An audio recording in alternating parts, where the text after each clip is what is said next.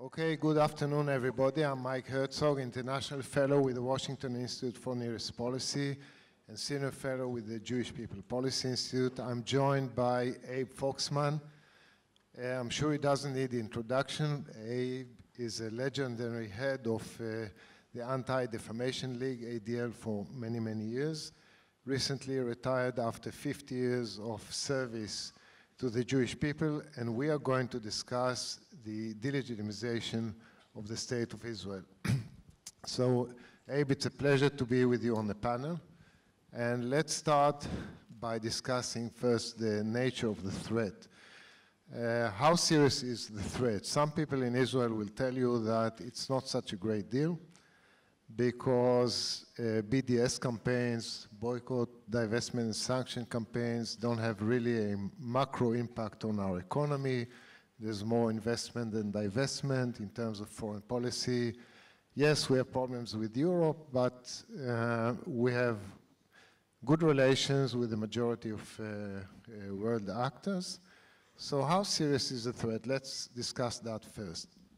Hi, thank you, Mike. I think all of us in Israel, friends of Israel, diaspora Jews, should take any effort which is directed to hurt Israel, to undermine it, and certainly to delegitimize it seriously. So we don't have the luxury to ignore it. But having said that, I also think we shouldn't exaggerate it. If we, those of us here, understand, and certainly from the strategic point of view, that terrorism does not present an existentialist threat to the State of Israel, then certainly BDS does not. And yet, when you look at the government response here, the many ministries, the millions of shekels, if you look at our community in the diaspora, it too has, there are organizations and organizations from reincarnating the Maccabees to legislation, to litigation. So my feeling is, yes, take it seriously, but don't give it a victory. I think we have given them a victory they have not earned. Well, I agree with you that this is a long-term strategic threat, not an immediate threat. Right now, most of it is conducted by civil society elements, and it will be a turning point if governments start to boycott Israel. But let me introduce here the buzzword today in discussing delegitimization, which is intersectionality. This is a big buzzword today, namely placing Israel in a broader context of evil, of oppression, equating Israel with other oppressive movements. So 40 years ago, it was stating in the UN that Zionism is a form of racism. Then it was framing Israel as an apartheid state, namely a universal evil. In 2014, it was from Gaza to Ferguson, like we oppress the Palestinians, like the blacks are oppressed in the US. So how do you deal with this phenomenon of intersectionality? Well, first of all, as you indicated, it's not new. I remember in the days that I was on the college campus, and the issue of pro-Israel, anti-Israel was active and rife. The Civil Rights Coalition in the United States in the 60s was not supportive of Israel, even though the American Jewish community certainly was in ways which were almost historic. Why? Because those proponents and advocates of the Palestinian movement identified and sold their advocacy as people of color. And so it was a coming together of people of color, people being oppressed against the whites, etc. And all the arguments that we had then and have now really did not overcome this image of people of color. Look at the irony now. Joined into the civil rights, the broader civil rights coalition, is the LGBT movement, right, which didn't exist in the 60s. My God, this country, in terms of its openness, freedom, it's not perfect, but the city we sit in is a destination city globally for LGBT, and yet Yet, elements of the LGBT rights community are aligned against Israel in the coalitions. So there are bigger interests at stake than truth, justice, and the positions of Israel. Is it your feeling that we're not doing enough work with grassroots elements, let's say in the black community in the United States or other communities susceptible to this kind of framing of Israel? Look, we can always do more. In the terms of the priority of the African American community, what they're all about, or even the Hispanic community, which is to fight for rights, for openness, for immigration, this doesn't really play. And then when it comes together to coalition, the fact that we stand with them on other issues really is not that seriously significant. I think we have to try, but I don't think you're going to make great success. But also, it's not part of the decision-making process. So that, yeah, I worry because I would like these groups to understand us, to love us, to support us, to be with us in the same ways that we are with them, but we never make it conditional. And as long as we don't make it conditional, the others make it conditional. You mentioned the delegitimization on campuses in North America, and there are two schools of thought about what's going on there. Some people will tell you, and I've heard it from many people in the US, that this is a rising challenge, that Jews and Israelis don't feel comfortable on campuses today, that the atmosphere is more and more poisonous, venomous. But others will tell you that we shouldn't exaggerate the phenomenon because you have in the US something like 4,000 campuses, and you feel the legitimization campaigns only in around 300, and there are now Jewish and pro-Israel groups fighting back, and it's not such a big deal. You can deal with it. So where are you in this debate? On both sides of the question, because both things are true.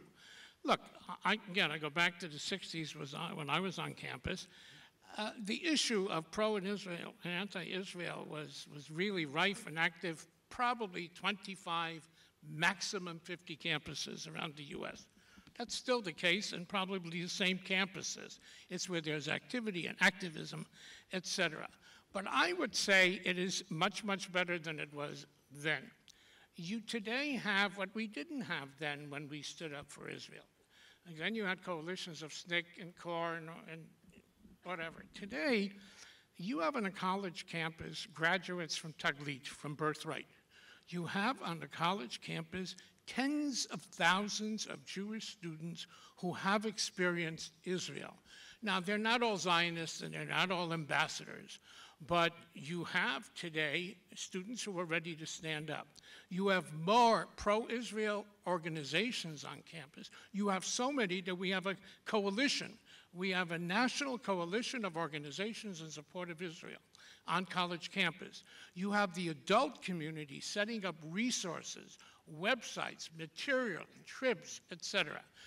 So both things are true, because I will also tell you that kids feel intimidated. They don't want to be part of the struggle. And sometimes, while it begins purely on the political basis, it winds up and morphs and metastasizes into anti-Semitism. And I'll just give you one example. Several months ago, there were two campuses, Stanford and UCLA, where a Jewish student ran for student government. And it is very legitimate when you interview to run for a position on campus to be asked in advance, what's your position about affirmative action? What's your position about gay and lesbian issues? And also to ask, and so it was very legitimate to ask on both campuses, the student running for student office, what's your position on BDS? But they weren't asked, what's your position on BDS because you want to take leadership position. Because you're Jewish, what would your position be? And so it starts politically and morphs into anti-Semitism. I believe, and I can't prove it, that less students today, Mike, on a college campus, if any, wear T-shirts with Tzahal on it, or Stu Coca-Cola, which I remember, 20 years ago, you go to a campus, that's what parents and grandparents brought, and they used to wear it proudly. I don't know, but I suspect that Stars of David may be worn inside, or maybe they're smaller. Now, that's an intimidation factor, which I think is serious. And finally, there is a subliminal impact, which I think we need to worry. Again, if you measure what happened on the college campuses with all the Sturm und Drang and everything reported in the media and on the internet, there isn't one university that has changed its policy, that has broken its relationships, that's acted on the recommendations. But there is a subliminal impact for the future that I think we need to worry about. Most students don't care. They don't care. They're there to get an education, a skill, and have fun. They don't want to get involved in political issues. What happens is, in their apathy and indifference, their little messages, flashes. And the flashes that they experience is Israel is occupation, Israel is apartheid, or more simply, Israel is bad. They don't go into depth what it's all about. And the danger is 20 years later, they wake up in Michigan, they wake up in Florida, they're now parents, citizens, some become politicians, some become activists. That image of Israel is bad. I don't know very much. Oh yeah, that's the country that.